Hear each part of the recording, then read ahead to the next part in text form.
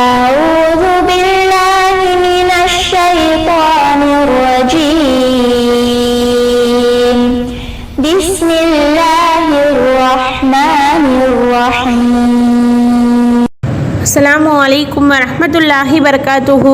உஸ்வத்துன் ஹஸனா இஸ்லாமிய மகளிர் கல்லூரியில் பேராசிரியாக பணிபுரியக்கூடிய ஆலிமா முர்ஷிதா உங்களுடன் 5 நிமிட மதரசாவிலிருந்து ஒரு சிறிய தகவலை பகிர்ந்து கொள்கிறேன். ஆரம்பமாக இஸ்லாமிய வரலாறு. அன்னலாரின் நல்லடக்கம்.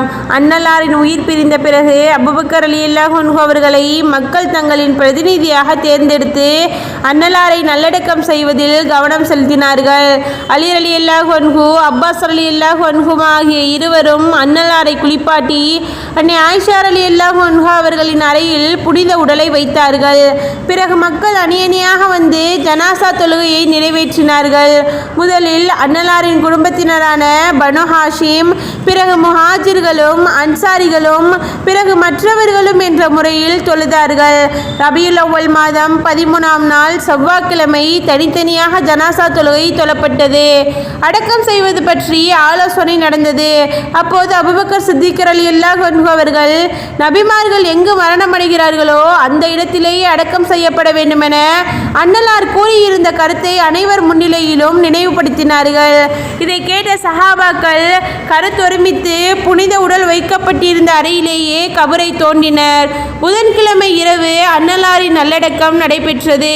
அன்னை ஆயிஷா ரலியல்லாஹு அன்ஹு அவர்களின் இந்த அறையைத்தான் ரவுலத்துன் நபி எனப்படும். இரண்டாவதாக அன்னலாரின் அற்புதம். வானவர்களின் உதவி. அபு தொல்ஹா ரலியல்லாஹு அன்ஹு அவர்கள் தெரிவித்ததாவது, நாங்கள் ஒரு போரில் நபி அவர்களுடன் இணைந்து காஃபிர்களை கடுமையாக தாக்கிக் கொண்டிருந்த போது அன்னலார் இவ்வாறு துவா செய்தார்கள்: யா மாலிகி யௌமித்தீன் இய்யாக நஅபுது வ இய்யாக நஸ்தஈன். அதன் பிறகு வானவர்கள் இறங்கி காஃபிர்களை முன்னும் பின்னும் தாக்கியதை, காஃபிர்கள் ஒருவர் பின் ஒருவராக துடிதுடித்து விழுந்ததையும் நான் கண்டேன். மூன்றாவதாக ஒரு ஃபர்லை பற்றி. பெற்றோருக்குரிய பங்கு.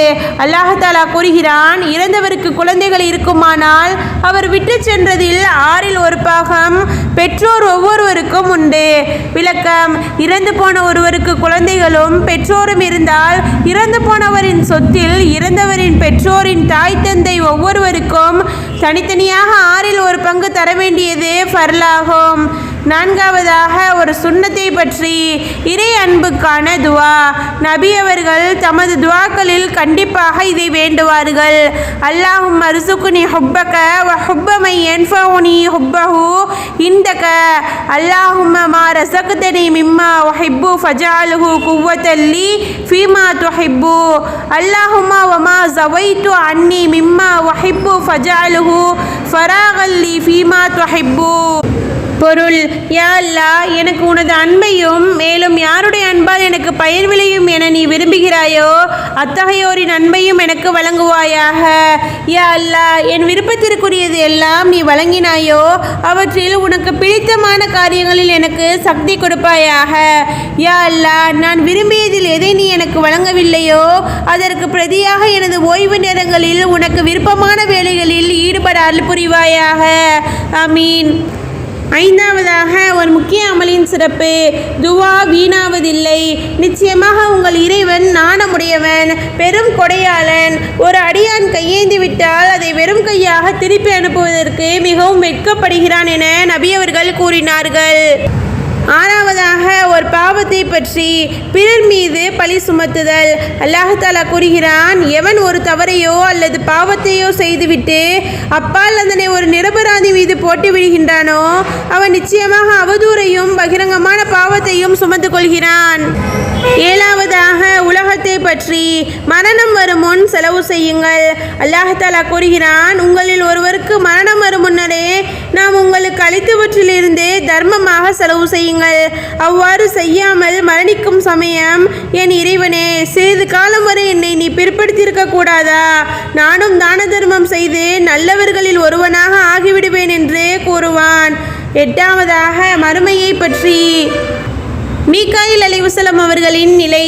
நபி அவர்கள் ஜிப்ராயில் அலைஹிஸ்ஸலாம் அவர்களிடம், இந்த மீகாயில் அலைஹிஸ்ஸலாம் அவர்களுக்கு என்ன ஆனது, அவர் சிரித்து நான் பார்த்ததே இல்லையே என கேட்டார்கள்.